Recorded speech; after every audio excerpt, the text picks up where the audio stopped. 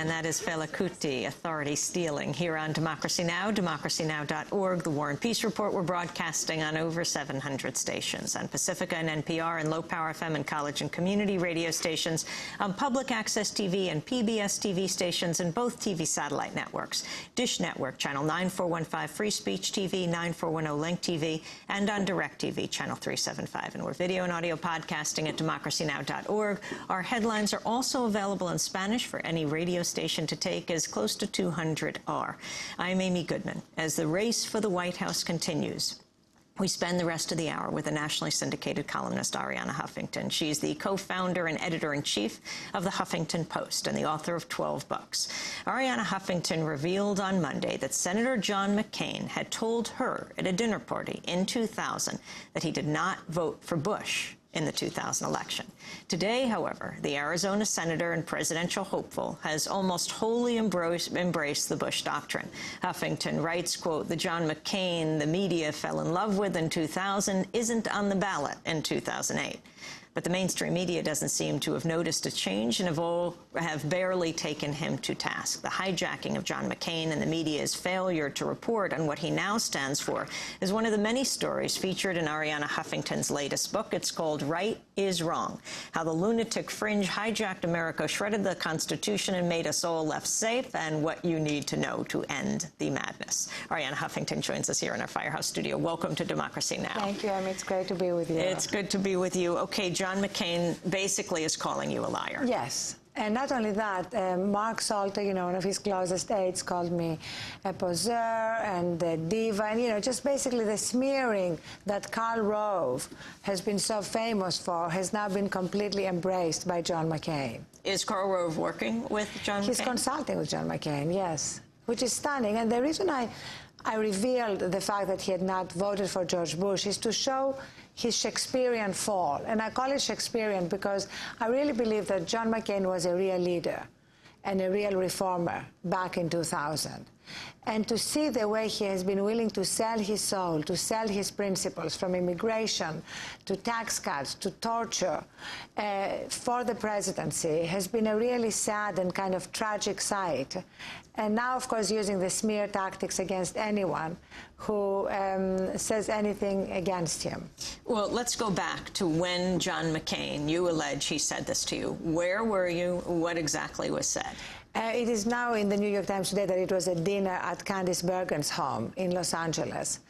And it was just before the inauguration in January 2001. And he was talking about how dangerous George Bush is, about how you cannot have a conversation with him because he will just move on to baseball.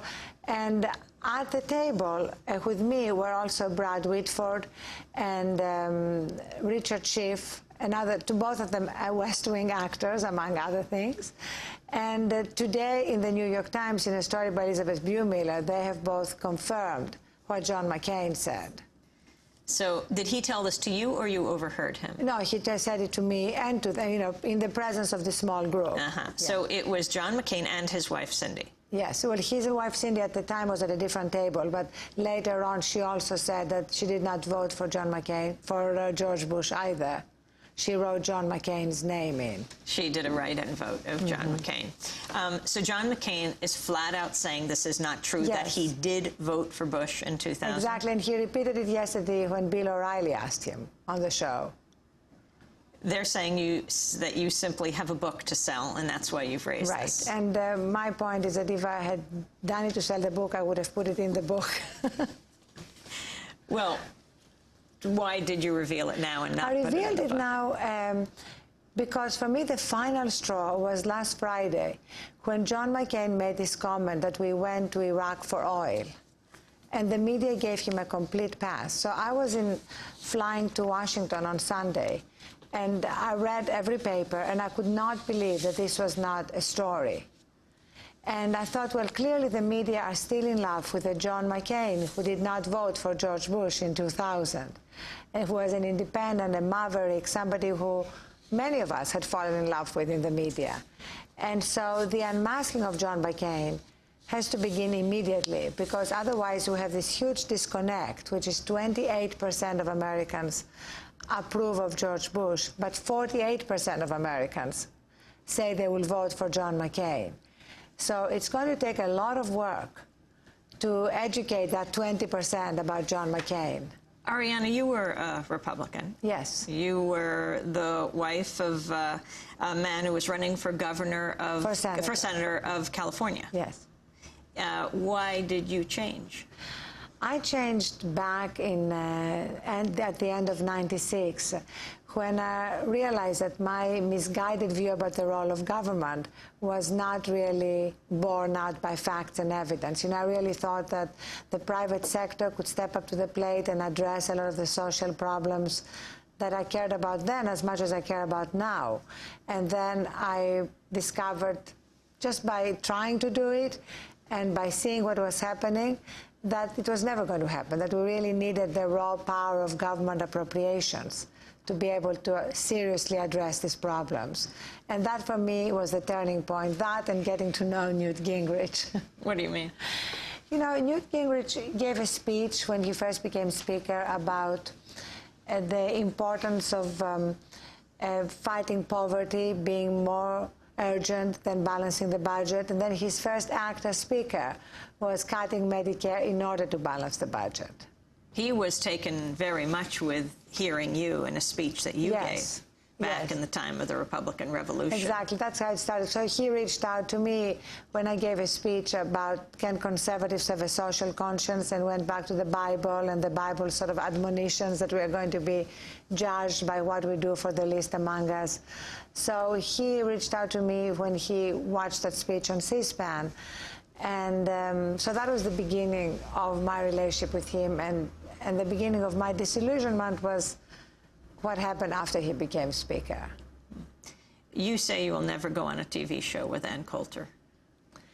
Yes, I devoted just one page to Ann Coulter in the book, and I ended that page by saying that life is too short to go on TV with her.